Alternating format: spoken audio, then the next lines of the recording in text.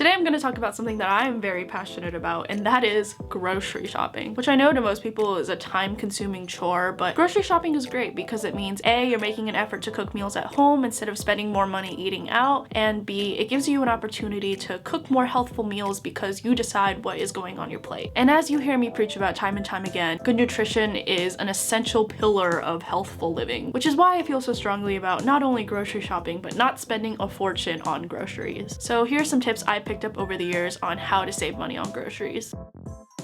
First is to compare prices on items that you frequently buy at the grocery stores that you frequently go to. So for example, if every week you make a stop at Trader Joe's and then Walmart or maybe Costco, next time you go there, bring a notepad, bring your phone, and write down the prices of items that you buy on a weekly basis. And obviously, wherever the price is better, go buy that item at that grocery store. Now keep in mind, prices do change seasonally or even weekly, so it is something that you kind of have to keep up with. But ultimately, if you're conscious about what places typically have the best prices for what certain type of items, then you should be good to go.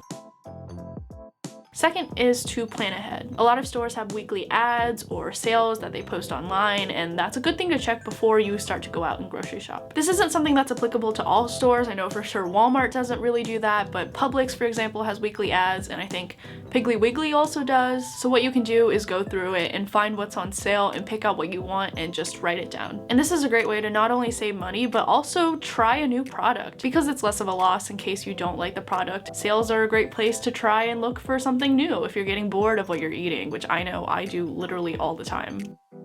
3 is to make a list or a weekly recipe plan. I think the biggest reason why people end up spending more than they need to or having a lot of food go to waste is because they don't think ahead to what they want to buy for the coming week and what recipes they actually want to eat. It might be a good idea to write down what you're going to have for dinner every day of the week and what ingredients you're going to need for all of those recipes.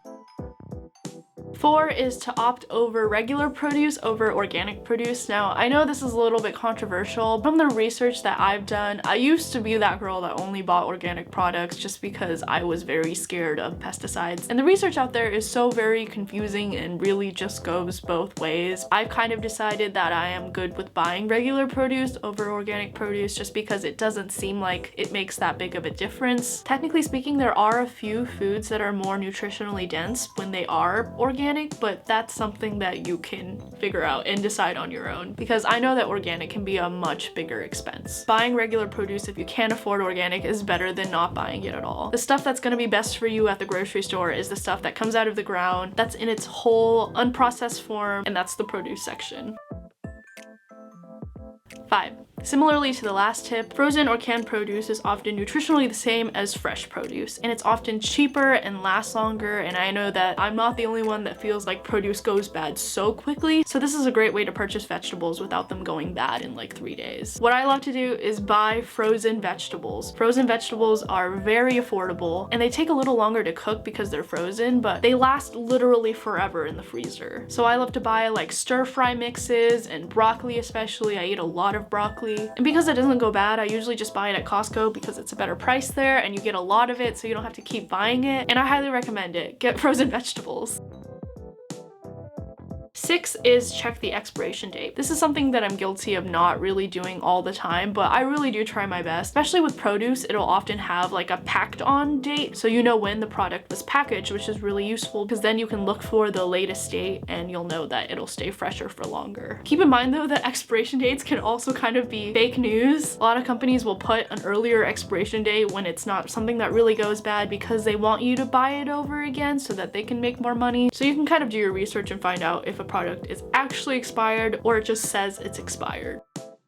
7 is use a pickup or delivery service. And of course, with the times, this is very topical. A lot of people are doing grocery delivery just because they don't want to be around people and touch a bunch of things that other people have touched. This one you kind of have to be careful with because it is easy to just end up spending more. A lot of grocery delivery services do come with an additional fee or a subscription. But if you're someone that's super busy and this is the only way that you can get your groceries, then go for it, man. Of course, you kind of have to take the risk that whoever's shopping for you might pick out like like really bad produce, but that's just the nature of the beast, right? Something that I tried recently and actually really liked was a grocery pickup service. Specifically, Walmart's is not an additional fee. You just kind of have to schedule it ahead of time. Most of the time I can get in like 3 to 4 days in advance of my grocery pickup date. So you pick your items online and you can say whether you allow for substitutions or not. So they'll try to give you the most similar product if they don't have the one you want in stock. And then you can make changes up to like a day-ish before your order actually gets picked up, and they'll put a hold on your card, but they won't actually charge you until you pick up the food. And you don't have to only get food, you can also totally get cleaning supplies, beauty supplies, literally whatever you want. There was no additional charge associated with it. I just had to drive there myself and wait at the pickup place, and then somebody put the groceries in my trunk. Grocery delivery or pickup is a great option for people who do not enjoy grocery shopping, or if you're an at-risk population and you don't want to be around people. I personally enjoy grocery shopping.